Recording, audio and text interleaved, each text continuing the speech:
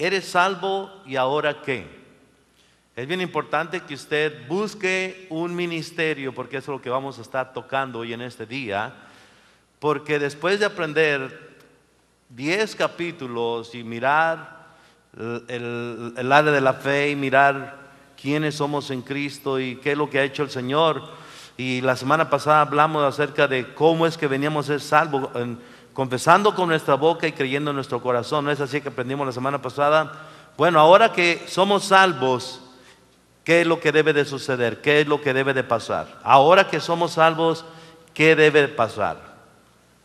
Ya me salvé, kumbaya, ya estoy en la casa del Señor, y ahora sí voy a recibir la palabra del Señor. Bueno, vamos a aprender varias cosas que vas a tener que hacer después que Dios te salva y que Él viene a darte la vida eterna. Pueden decir amén. En resumen, vamos a mirar el capítulo 11, y en el capítulo 11, todo el capítulo 11, si vas a tu Biblia, el titular de arriba habla sobre el remanente de Israel y la restauración de Israel. Vemos aquí que Pablo está haciéndoles muchas preguntas a los gentiles en este capítulo, al igual que los judíos, ¿ok? Vamos a mirar en el capítulo 11, versículo 1, léanlo en su Biblia, no está en el PowerPoint, pero quiero iniciar con la palabra. Y dice, digo pues, ¿ha desechado Dios a su pueblo? En ninguna manera, porque también yo soy israelita de la descendencia de Abraham y de la tribu de Benjamín. ¿No ha desechado Dios a su pueblo, al cual desde antes conoció? ¿O no sabéis que dice de Elías la escritura cómo invoca a Dios contra Israel, diciendo, Señor, a tus profetas han dado muerte y tus altares han derribado, y solo yo he quedado y procuran matarme? Pero ¿qué le dice la divina respuesta? Me he reservado 7,000 hombres que no han doblado la rodilla delante de Baal. Así también aún en este tiempo ha quedado un remanente escogido por gracia. Y si por gracia ya no es por obras, de otra manera la gracia ya no es gracia. Y si por obras ya no es gracia, de otra manera la obra ya no es obra. ¿Qué pues? Lo que buscaba Israel no lo ha alcanzado, pero los escogidos sí lo han alcanzado, y los demás fueron endurecidos. Versículo 8. ¿Está leyendo conmigo? Como está escrito, Dios les dio espíritu de estupor, ojos con que no vean y oídos con que no oigan, hasta el día de hoy. Padre, una vez más, guíame con tu palabra, con tu espíritu, Señor, que seas tú, Señor. No puedo hacer ni predicar, ni leer, ni hablar tu palabra si no estás tú conmigo. Y te pido tu unción, Dios, que seas tú el que lleva la palabra a cada corazón en este día, en el nombre de Jesús. Y el pueblo que recibe dice amén. Así que pareciera que ninguna de las dos grupos, el grupo de los judíos, que se presumía ser el pueblo escogido de Dios, real sacerdocio, los escogidos de Dios, o sea, las 12 tribus de judíos, parecía como que ellos eran los que recibían las promesas únicamente. Y los gentiles, los cuales venían de creencias paganas, de adorar a otros dioses, como lo eran los efesios. Los efesios adoraban a Diana de los ¿qué? De los efesios. Los corintios tenían otros tipos de dioses también. En Roma también había otros tipos de dioses, y no se diga mitos de la mitología griega. Así que había el grupo de los judíos y había el grupo de los gentiles, o sea, la gente que no provenía de las tribus de Benjamín, las tribus de Israel, sino provenían de Siria, de los amonitas, de los edomitas, y todo ese grupo de gente.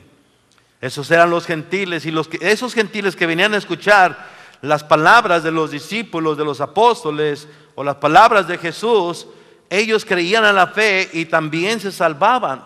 O sea que el evangelio no era solamente para los judíos, y inicial era para los judíos, porque Jesucristo, siendo judíos, y la Biblia escrita para judíos, por judíos, para judíos, los judíos no recibieron al judío de Nazaret, a Jesús de Nazaret. No lo recibieron, y la Biblia dice en Juan 1:12, a los suyos vino, a los judíos vino, a los suyos vino, mas los suyos no le recibieron. ¿Verdad, abuelita? No le recibieron. No le recibieron. Entonces, ¿qué hizo? Se fue a los gentiles, porque fueron los mismos judíos los que lo crucificaron. Los judíos animando a la corte romana. Y ustedes lo pudieron mirar en los dramas de abril y marzo, donde el hermano Edwin fue, ¿qué fuiste, César o Pilato? Pilato. Y los judíos venían a aprovechar a Pilato a que crucificaran a Jesús. ¿Ok?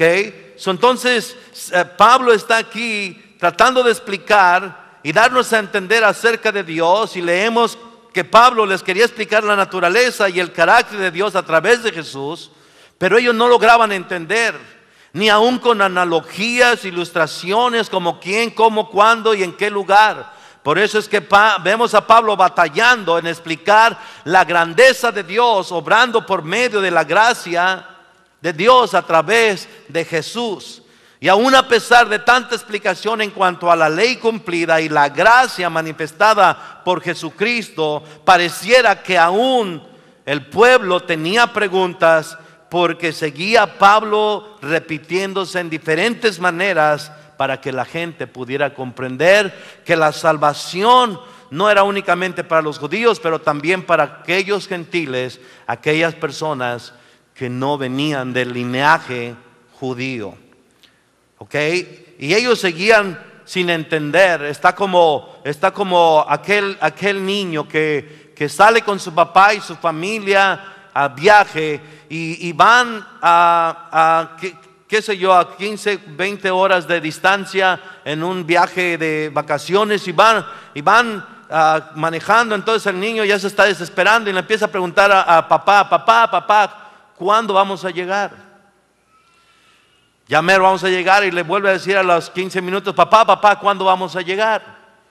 Entonces le dice, ya, por favor no me molestes, vamos a llegar ya pronto. Entonces le vuelve a preguntar por tercera ocasión el niño al papá, y el papá le dice, ¿sabes qué, mijo? Vamos a llegar cuando ya esté oscuro. Así que ya no me estés preguntando cuándo vamos a llegar. Cuando tú mires oscuro es cuando ya vamos a llegar. Se queda en silencio como 5 o 10 minutos, y después el niño pregunta, la misma pregunta pero invertida, papá, ¿cuándo va a oscurecer? La misma, porque no entendió. De una manera dice, bueno, ahora cuándo va a oscurecer. Y parece que el pueblo de Dios está igual. Es el evangelio para los judíos, para los gentiles. Y quiero decirte, aún podríamos pensar nosotros, si hay mucha gente que no viene al Señor porque no se sienten dignos. No, es que yo soy bastante pecador, yo soy bien pecador. Es que usted no sabe lo que yo he hecho. Yo he robado, he ultrajado, he defraudado, he hecho cientos de cosas, y no creo que el Señor me pueda perdonar. Bueno, el evangelio es para ti. El evangelio es para gente que cree que Dios no los puede perdonar porque han hecho cosas muy, muy malas. Así que en el capítulo 11, lo que miramos en resumen es que Dios, apunta en tu aula, Dios es grande y está a cargo de todo. Dios es grande y está a cargo de todo. Miramos aquí la soberanía de Dios en el versículo 11, capítulo 11, versículo 33. Que Dios está a cargo de todo. Miremos allí en el versículo 33, está en el PowerPoint en tu Biblia. Oh profundidad de las riquezas, de la sabiduría y de la ciencia de Dios, cuán insondables son sus juicios e inescrutables sus caminos. En otras palabras, Pablo les está diciendo, gentiles, fíjense bien, ok, no se quejen de que Israel sean los escogidos. Mejor denle gracias a Dios, que por gracia nosotros somos salvos a través del evangelio.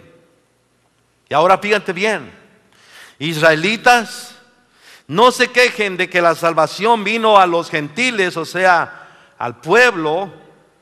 Mejor estén agradecidos de que si la misericordia de Dios los cubrió a ellos, cuánto más los cubrirá a los escogidos. Ahora les voy a decir, hermano, el beneficio de que a los suyos vino y los suyos no lo recibieron. ¿Sabes? Estuvo beneficiado para nosotros. Porque